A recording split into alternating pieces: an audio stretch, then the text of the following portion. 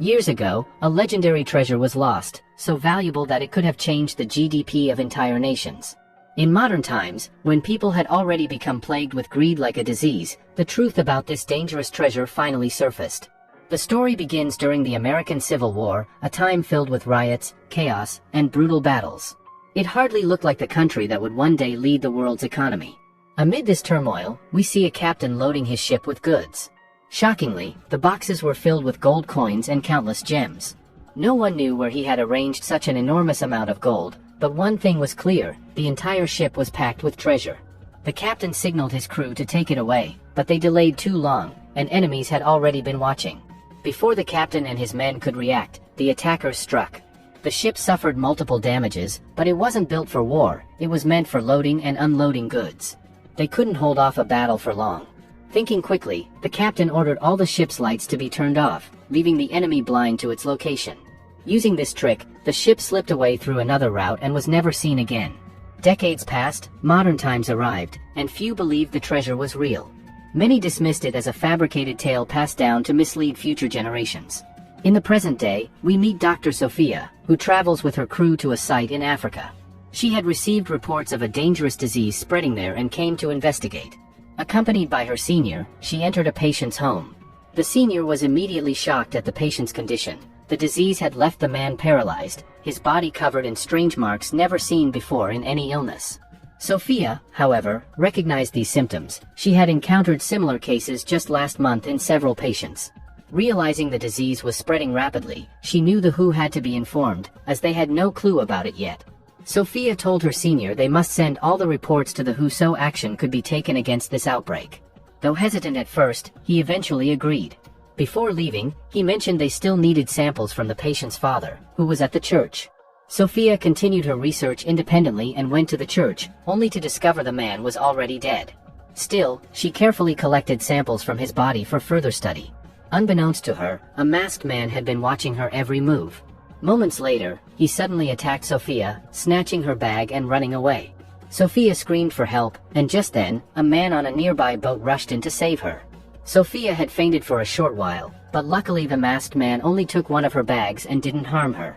When she finally opened her eyes, she found herself on a boat surrounded by several people who were searching underwater for something.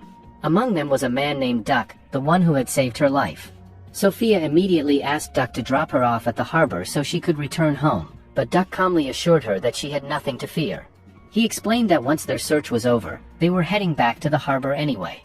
Soon, Duck and his team pulled out a very old statue that had been buried in the sea for years. Duck's boss was thrilled by the discovery and ordered him to clean the statue properly, since it was to be showcased in a Nigerian museum. Duck and his crew began preparing for the presentation, and Sophia was also invited. Many important people attended, some of whom Sophia already knew and began conversing with. Meanwhile, Duck met with a Nigerian dealer who was involved in smuggling. The dealer had come to strike a different deal, but when Duck noticed a golden coin in his hand with strange markings, he was stunned. He asked the dealer where he had found it. This was important to Duck because he had been searching for such a coin for years. It was linked to the legendary captain said to have loaded his ship with countless gold coins before it mysteriously vanished at sea. The dealer revealed that he had found the coin in a place called Mali in Africa. Duck immediately realized that the lost ship might be hidden there. During the presentation, the recovered statue was displayed, dazzling the audience with its value. A company owner was also present, speaking with Duck's boss. Sophia approached him as well, gathering as much information as she could. She too needed to go to Mali, since reports suggested that the deadly disease she was researching had originated there. She requested the company owner to arrange her travel and, in return, promised to provide her research findings for free. The owner agreed and made all the necessary arrangements. The next day, when the ship was ready to sail for Mali, Sophia and her crew members joined, explaining that the boss had ordered them to be taken there. Upon arrival, they would part ways. Duck, following his boss's instructions, agreed and took them on board. During the journey, Sophia asked Duck about his mission, and he revealed that he was searching for the long-lost treasure rumored to have vanished with the captain's ship. However, Sophia chose not to share anything about her own research, keeping it a secret. Once they reached Mali, they went their separate ways. Duck immediately sought out the man referred to by the dealer, who was supposed to provide more information about the golden coins. But when Duck arrived, he discovered the man was already dead and no longer lived there. Hopeless, Duck and his companions wondered how they could even begin such a massive search for the coins. As they sat in despair, their attention was drawn to a spiritual site nearby. It was a sacred Muslim place, and for some reason, Duck couldn't shake off a strange feeling about it. Duck went straight into the large record hall, knowing it contained archives spanning hundreds of years, documenting which ships had docked at the harbor and the major events connected to them. Since that legendary ship had been famous even at the time, it was bound to be mentioned in the records. Duck gave a few details to one of the clerks, who soon retrieved a letter describing the ship. According to it, when the vessel eventually returned, everyone on board was already dead. The ship was completely empty of life, and afterward, it drifted toward a nearby island. This gave Duck a clear idea of where to head next. He immediately told James about it and insisted they move forward. When they took their boat to a deserted area, one of their crew members found strange samples that looked like rust. But after examining them closely, he realized it wasn't normal rust at all. It was something else, something that needed closer attention. While they were still discussing this, a Nigerian army patrol boat approached. The soldiers stopped them and demanded to know where the researchers were, the ones Duck had brought earlier, referring to Sophia and her team. The truth was, the company owner had already informed the Nigerian police about Sophia's arrival to research the disease, and the army feared the outbreak might spread further. Their orders were to arrest Sophia and her colleagues before it was too late. Duck quickly understood the situation but pretended to cooperate. He told the officers he could take them to the researchers. Trusting him, the army tied their boat to his. But then Duck suddenly sped up his boat, forcing the army vessel to capsize, and at the right moment, he cut the rope loose. He didn't want the military anywhere near Sophia, because by now, he had started to care about her. Soon after, Duck and his men tried to sail further ahead, but more army boats surrounded them. Trapped, with no clear escape, Duck refused to give up. He jumped onto the enemy boat and fought the soldiers directly. In the chaos, he even risked his own vessel to survive. One soldier kept firing at them, so Duck directed his boat straight at the attacker's vessel, leaping away just before impact. The two boats collided and exploded. Somehow, Duck, James, and one other companion narrowly survived and swam to shore. Exhausted but alive, they made their way to a shelter, thinking the worst was behind them, but in truth, this was only the beginning of a much darker mystery. Duck then told his men they had to protect Sophia and her team at all costs, because if the military reached them first, they would be arrested. He sent his companion Rudy across the border with urgent instructions, while he and James set off toward the researchers. Meanwhile, Sophia and her team, along with her senior, had already arrived at the region in Mali where the disease was believed to have originated. They entered an abandoned village only to discover that more than half its inhabitants were dead, victims of the deadly outbreak. Sophia realized she was in the right place. Proper research here might finally uncover the truth. She set up a camp and prepared to begin her work at sunrise, unaware of the danger closing in. By the time Duck and James reached Mali and began looking for her, Sophia was already collecting water samples from a nearly dried-up well, hoping they might hold the answers she needed. Sophia began climbing down into the well, but just then her senior told her that some military soldiers had arrived to talk. He said he would go clear up the misunderstanding, but suddenly the soldiers started firing directly.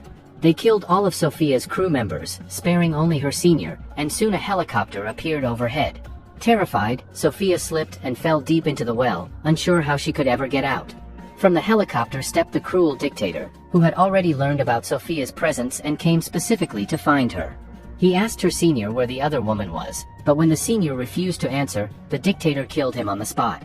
Now Sophia was the only survivor of her team, trapped inside the deep well, while the dictator ordered his men to find and kill her immediately to prevent the disease from spreading further.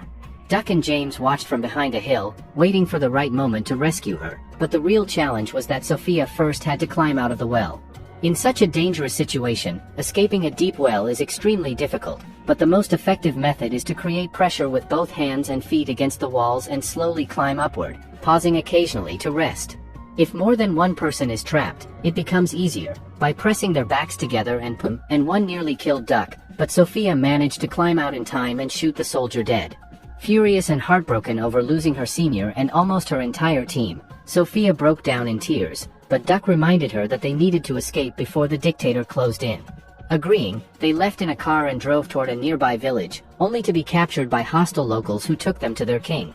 The king interrogated them, demanding to know their intentions and suspecting they might be terrorists. Sophia explained that she was researching a deadly disease spreading across the region, which shocked the king. He led them to a large area where countless villagers lay sick with the very same illness Sophia was investigating. After careful examination, she became certain it was indeed the dangerous disease. Determined to find a solution, Sophia began collecting samples with Duck and other helpers, even studying the villagers' food and water supplies. Soon, her research revealed that the local water source had become toxic.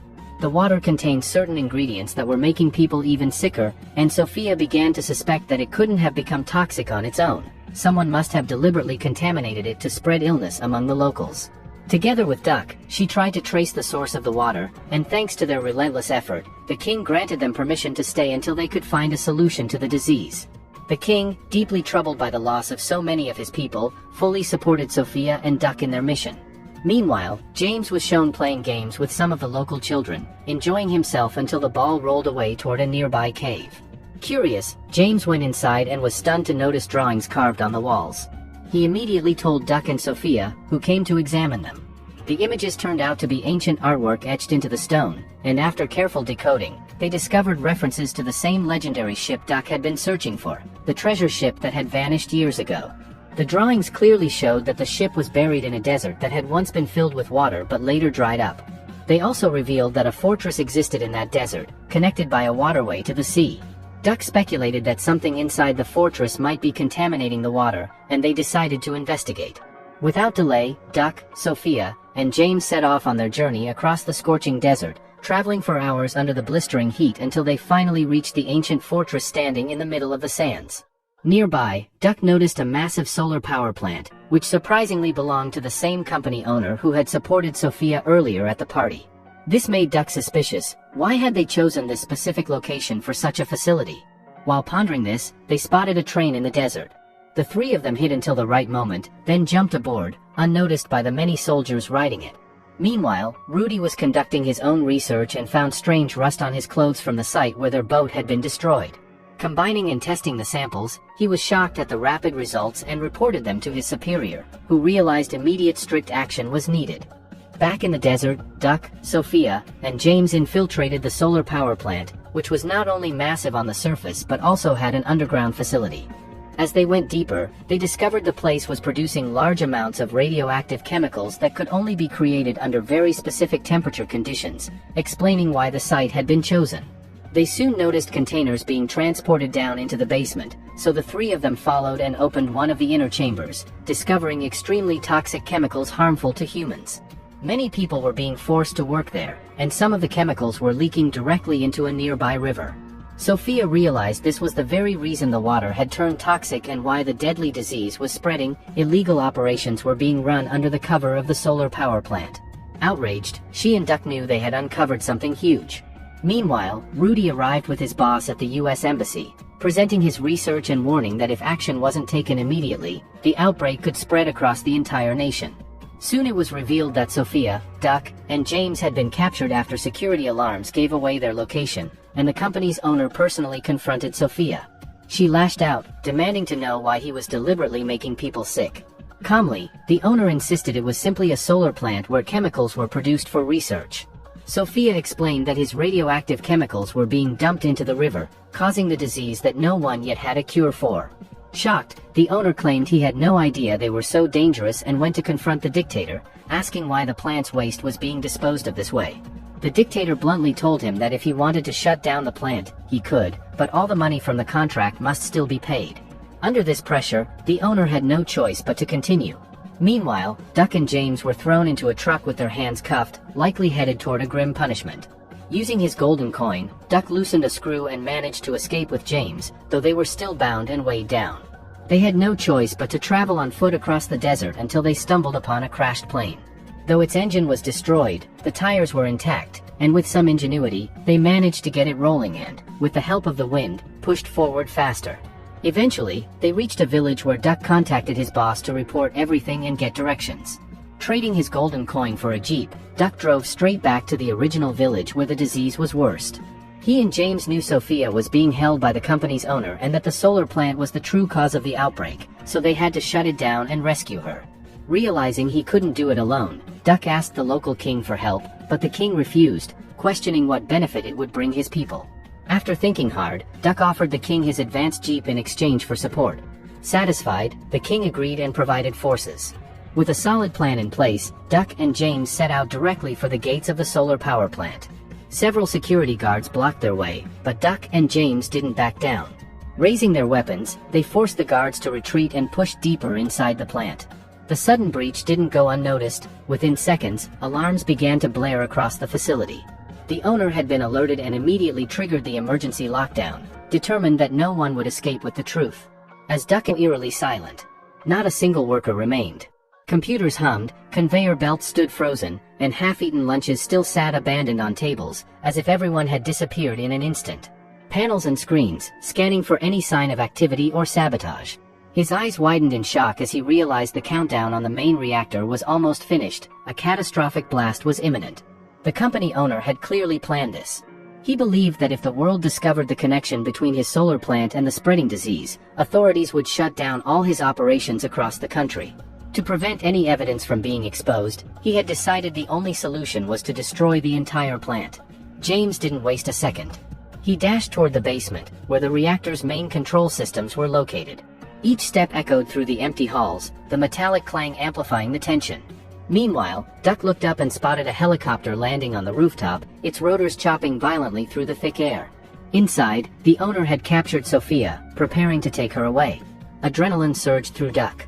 He sprinted toward the helicopter, weapons ready, knowing he had only moments to intercept it. Suddenly, a shadow moved behind him. It was the man in black, the same mysterious figure who had attacked Sophia earlier. He lunged with lightning speed, forcing Duck into a fierce close-quarters fight. Punches, kicks, and parries collided in a blur of motion.